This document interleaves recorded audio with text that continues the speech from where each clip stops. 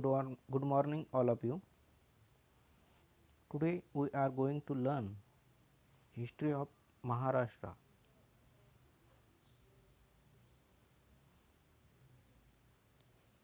Maharashtra is a very important state in India. Mumbai is the capital of Maharashtra and is very important city in India because the city is known as international market in various factors just like industries, educational. Mumbai is very important. The state of Maharashtra has long history and is a very historical state. Its culture and religious heritage is largely due to well-known santas like Jnaneshwar Maharaj, Namdev Maharaj, Tukaram Maharaj and Ramdas Maharaj. Various santas is founder of Maharashtra. जर आपण बघितलं महाराष्ट्राचा इतिहास अतिशय महत्त्वाचा आहे. महाराष्ट्र राज्य हे भारतातील अतिशय महत्त्वाचं स्टेट आहे.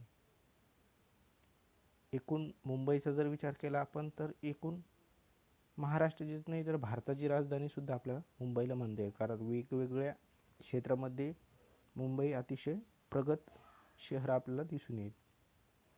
आणि महाराष्ट्राचा सांस्कृतिक वारसा जर बघितला आपण यामध्ये ज्ञानेश्वर महाराज, नामदेव महाराज, तुकाराम महाराज, रामदास महाराज असे विविध जे संत महात्मे होऊन गेलेले आहेत यांच्यामुळे महाराष्ट्राचा सांस्कृतिक जो पाया आहे अतिशय भक्कम झालेला आहे किंवा सांस्कृतिक दृष्टिकोनातून महाराष्ट्र अतिशय महत्त्वाचा आहे. एक वारकरी संप्रदायाचा वारसा महाराष्ट्राला लाभलेला आहे विविध संतांमुळे. It was inspired by Chhatrapati Shivaji Maharaj, the founder of Maratha Kingdom.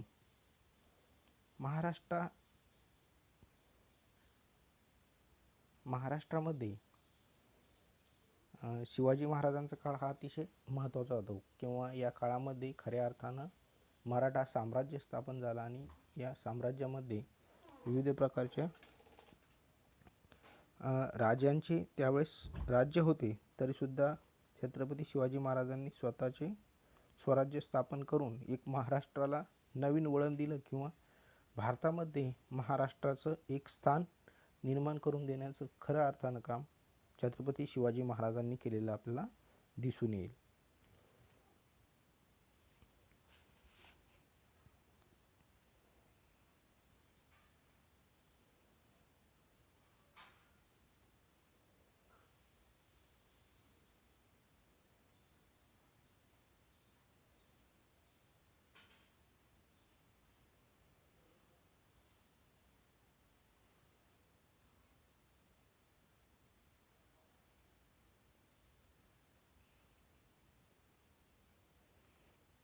The region was known by various names in different periods of history. Its name Maharashtra can be found recorded of in the history as early as the 3rd century BC. There are different opinions about the actual evolution of the name of the state. Its name as Maharashtra has been mentioned on the Satavahanas empire. They were the first known ruler of the state. The political history of the state before the Satavahanas is observed. महाराष्ट्राची जर आपण पूर्व इतिहास जर बघितला तर यामध्ये आपल्याला दिसून येईल की महाराष्ट्रामध्ये वेगवेगळ्या राज्यांनी राज्य केलेलं आपल्याला दिसून येईल. त्यामध्ये मौर्यानंतर खऱ्या अर्थानं जर आपण विचार केला तर सातवहन हा काळसुद्धा अतिशय महत्त्वाचा होतो. महाराष्ट्राला आपल्याला ऋग्वेदामध्ये राष्ट्र या नावाने संबोधले गेलेले आहे. सम्राट अशोकांच्या काळामध्ये राष्ट्रिक आणि त्यानंतर महाराष्ट्र या नावाने महाराष्ट्र ओळखला जाऊ लागला. अनेक जे परदेशी प्रवासी आहेत यांच्या नोंदीवरून आपल्याला महाराष्ट्राच्या विविध काळामध्ये जो इतिहास घडून गेलेला आहे त्याची आपल्याला सविस्तर माहिती मिळते. महाराष्ट्रामध्ये कोकण विभाग पूर्वी मौर्य साम्राज्याचा हिस्सा आपल्याला दिसून येतो. या काळामध्ये महाराष्ट्राने भरभराटीचा वेगवेगळ्या प्रकारचा व्यापार केलेला आहे. त्यानंतर बौद्ध धर्माचा विकास याच काळामध्ये आपल्याला झालेला दिसून येतो. यानंतर मौर्यानंतर सातवाहन हा काळ किंवा सातवाहन घराणं, सातवाहन साम्राज्य ज्यावेळेस स्थापन झालं, हे महाराष्ट्रातील सगळ्यात महत्त्वाचं पहिलं साम्राज्य आहे. आपण जे समोर स्तूप बघतोय की अशा वास्तू सातवाहन काळामध्ये अतिशय मोठ्या प्रमाणात तयार करण्यात आलेले आहेत. आपण जर पूर्ण भारताचा जर विचार केला तर त्यामध्ये आपल्याला विविध ठिकाणी बिहारमध्ये जर गेलो आपण तर त्या ठिकाणी सुद्धा आपल्याला अशा प्रकारच्या वास्तू बघायला मिळतील किंवा अशा प्रकारचे स्तूप आपल्याला जास्तीत जास्त बघायला मिळतील. तर सातवाहन हा काळ जो होता तो इसवी सन पूर्व 220 ते 225 पर्यंतचा मानला जातो. आजचे जे पैठण शहर आहे औरंगाबादमधील प्रतिष्ठान या नावाने त्या काळची राजधानी म्हणून ओळखल्या जायचं. आणि या काळामध्ये सिमुक हा या घराण्याचा महत्त्वाचा मूळ पुरुष किंवा राजा मानला जायचा. त्यानंतर आपण जर सातवाहन काळ बघितला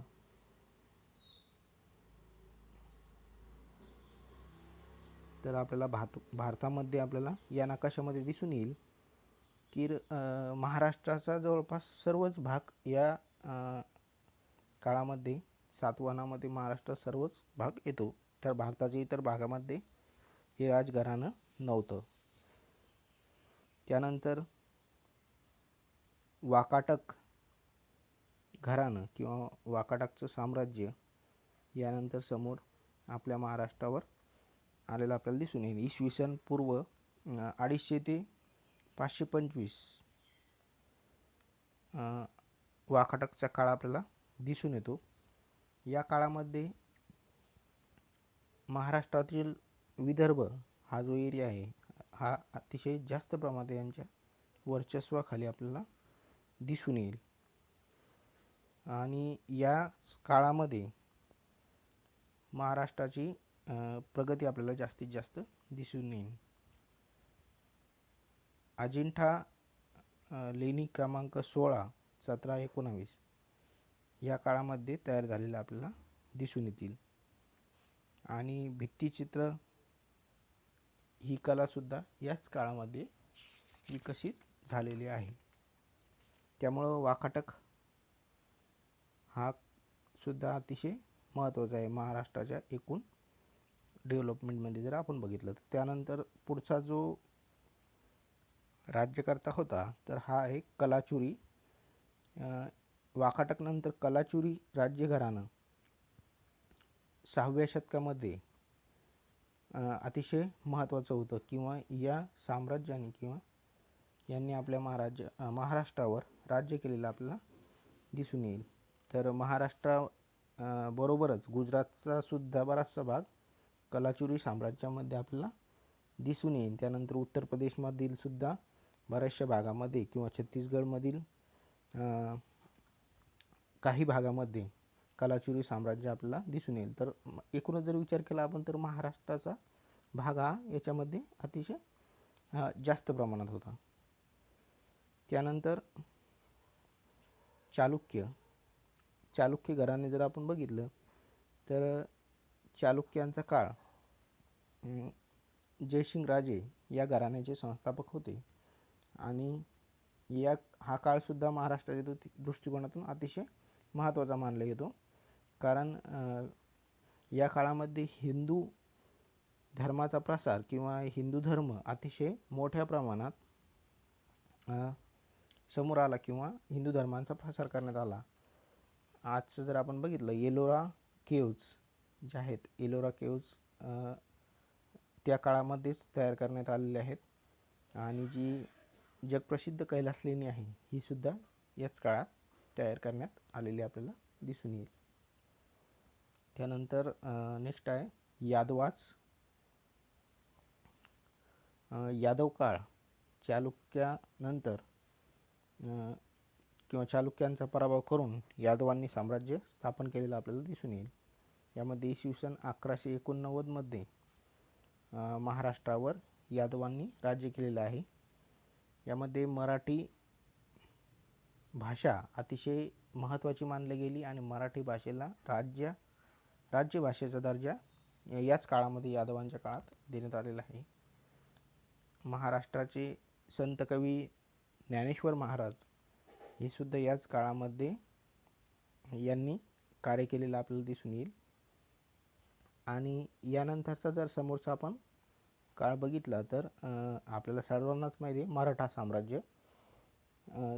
इसवी सन 1600च्या नंतर मराठा साम्राज्य निर्माण झालेलं आहे आणि इसवी सन 1674 मध्ये छत्रपती शिवाजी महाराजांनी राज्याभिषेक केल्यानंतर मराठा सत्ता स्थापन झाली आणि अतिशय महत्त्वाचा काळ हा महाराष्ट्रामध्ये मानला जातो किंवा महाराष्ट्रासाठी सुवर्ण काळ सुद्धा आपण या काळाला मानतो. कारण शिवाजी महाराजांनी प्रत्येकासाठी कार्य केलेलं आपल्याला काळामध्ये दिसून येतं.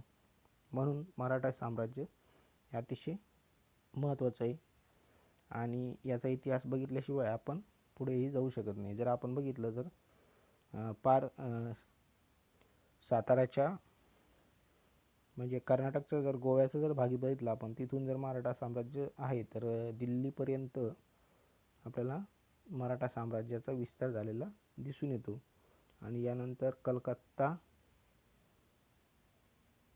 पूर्वेला जर आपण बघितलं तर कलकत्त्यापर्यंत आणि पश्चिम दिशेला गुजरात वडोदरापर्यंत मराठा साम्राज्य आपल्याला दिसून येतं.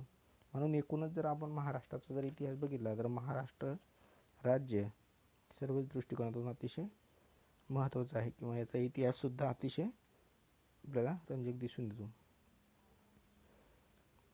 ओके, धन्यवाद. तुम्हाला जर याच्या बद्दल काही शंका किंवा क्वेरीज असतील तर तुम्ही व्हॉट्सअप ग्रुपवर टाकू शकता किंवा तुम्ही प्रश्न विचारू शकता. नेक्स्ट उद्याचं लेक्चर आपल्या उद्या टाकण्यात येईल.